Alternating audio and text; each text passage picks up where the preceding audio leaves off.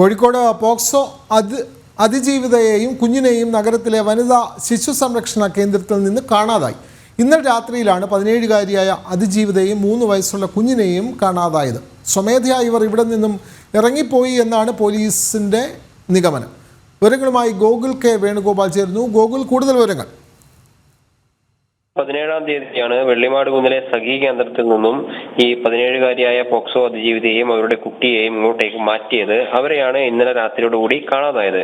Police നടത്തിയ പ്രാഥമിക അന്വേഷണത്തിൽ നിന്നും ഈ അമ്മയും കുട്ടിയും അവിടെ നിന്ന് തനിയെ സ്വമേധയാ ഇറങ്ങിപ്പോയതായിരിക്കാനാണ് സാധ്യത എന്നാണ് വിലയിരുത്തുന്നത്. ഇതുമായി ബന്ധപ്പെട്ട ടൗൺ പോലീസ് അന്വേഷണം ആരംഭിച്ചിട്ടുണ്ട്. ബസ് സ്റ്റാൻഡുകളും റെയിൽവേ സ്റ്റേഷനുകളും ഒക്കെ കേന്ദ്രീകരിച്ചിട്ടാണ് അന്വേഷണം നടക്കുന്നത്.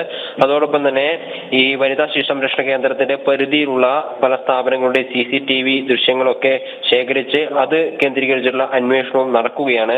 ഇതിൽ നിന്നും ഏത് ഭാഗത്തേക്കാണ് പോയത് എന്ന് കണ്ടെത്താൻ സാധിക്കുമെന്നൊരു പ്രതീക്ഷ ടൗൺ പോലീസിന്റെ ഭാഗത്തു നിന്നുണ്ടാവുന്നുണ്ട്. എന്തായാലും ഇപ്പോൾ പോലീസ് ഈ ദൃശ്യങ്ങളൊക്കെ പരിശോധിച്ചു വരികയാണ്. വിനോദ്, കോഴിക്കോട് പോക്സോ അതിജീവിതയെയും കുഞ്ഞിനെയും നഗരത്തിലെ വനിതാ ശിശു സംരക്ഷണ കേന്ദ്രത്തിൽ നിന്ന് കാണാതായി. ഇന്നലെ രാത്രിയാണ് 17-കാരിയായ അതിജീവിതയെയും 3 വയസ്സുള്ള കുഞ്ഞിനെയും കാണാതായത്. പോലീസ് അന്വേഷണം ആരംഭിച്ചിട്ടുണ്ട്.